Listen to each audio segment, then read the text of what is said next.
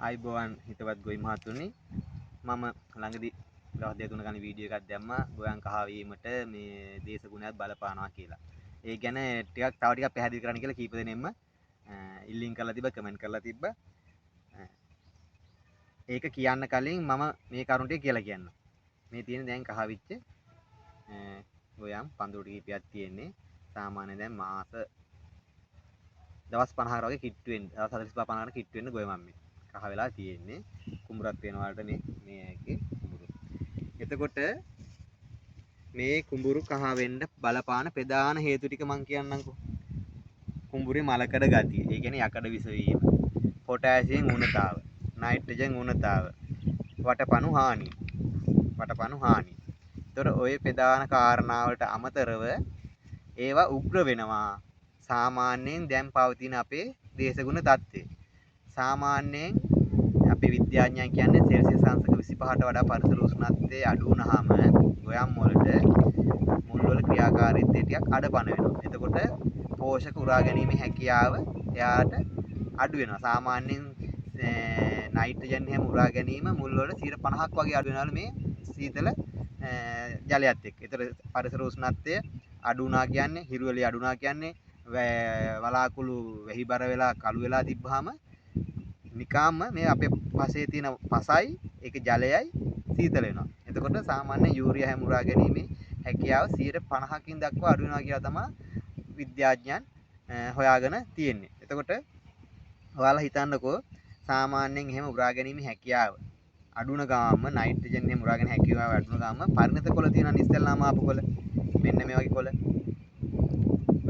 කොළ තමයි ඉක්මනට කහ වෙන්නේ. ඔයාලා උඩින් ගිහින් කුඹුර බලපුවාම මේ වගේ දැක්කම ඔයාලා කියන්නේ උඩ කොළ කහ වෙලා කියලා.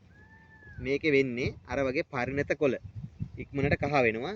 ඉක්මනීම එතකොට මේ නයිට්‍රජන් උණතාවත් එක්ක කහ වීම වැඩි වෙනවා. ඒතර ගොවි මහතුරුන්ට බය වෙනවා. මේක මොකද කරගන්නේ කියලා. අපි හොඳ පොහොර ටිකයි නිර්දේශිත පොහොර ටිකයි ඔක්කොම දීලා තියෙනවා. නමුත් කහ වීම වැඩි වෙනවා.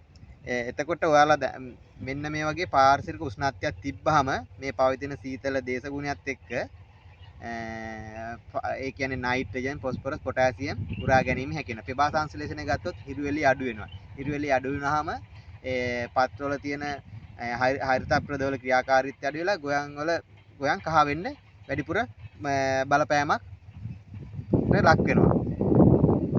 සාමාන්‍යයෙන් එතකොට අපිට තියෙන්නේ දැන් සීතල හොඳ අවුවක් කරනවා කියන්නේ හොඳ අවුවකුත් එක්ක වැටිගෙන එනකොට පරණ කුඹුර වතුර තියෙනවා නම් මලකඩ ගතිය තියෙන කුඹුර වගල කුඹුරක තියෙනවා නම් වතුරත් ඔයාලට සපයා ගන්න හැකියාවක් තියෙනවා නම් මේ පොහොර යොදලා සතියක් දෙකක් ගිහිල්ලා නම් බය නැතුව ඒ වතුර ටිකට හොඳට වතුර පූල් බැඳලා කඩලා අරින්න. හොඳට වතුර පාරක් හොඳට පුරවලා කඩලා අරින්න. මලකඩ ගතිය අර සීතල තිබ්බ වතුර ටිකයි අයින් වෙන්න. ඊට පස්සේ නැවත ඇලෙන් හුඟක් මේ පොළොන්නරු පැත්තේ වාරි පහසුකම් තියෙන හොඳ වතුර පාරක් කරවලා නැවත අර බණ්ඩි පොහොර ටික එහෙම යොදන්න. මොකද දැන් දවස් 45 50 අතර බණ්ඩි පොහොර යොදන කාලේ පොටෑසියම් යූරියම්. ඒ ටික අනිවාර්යෙන් එතකොට යොදා ගන්න.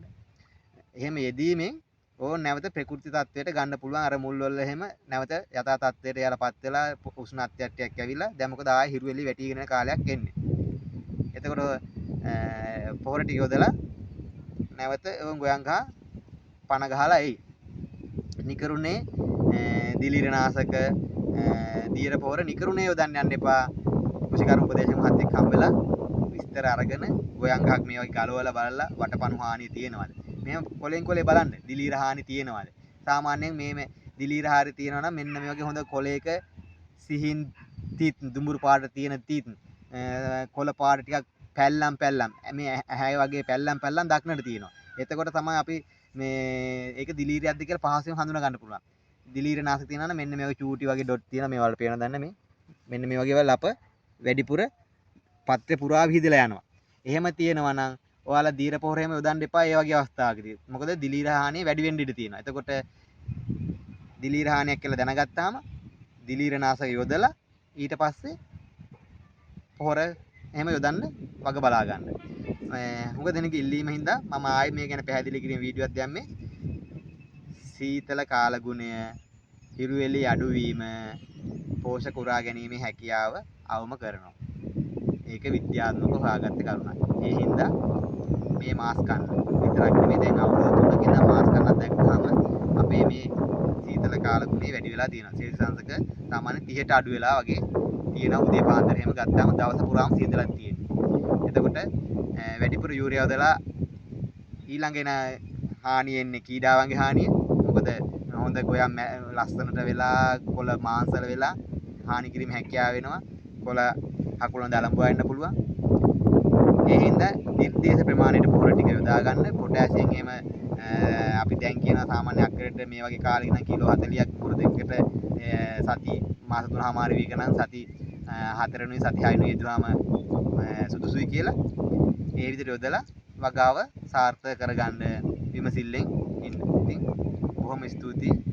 ඔයාලගේ ලබා දෙන කමෙන්ට් වගේට වීමාම සබ්ස්ක්‍රයිබ් කරන්න පුළුවන් නම් මම ඒකත් සතුටු වෙනවා. මොකද දැන් 10000ට කිට්ටු වෙලා තියෙනවා වීමාමයි channel එක සබ්ස්ක්‍රයිබ්ලා. හරි සතුටුසෙන් කියන්නේ කවුරු හරි මේ දෙන දැනුමෙන් තමන්ගේ වගාව සාර්ථක කරගන්නවා කියන්නේ අපිට හොඳ ආත්ම තෘප්තියක්. ඔයාලගේ වගාවන් සාර්ථකම වේවා.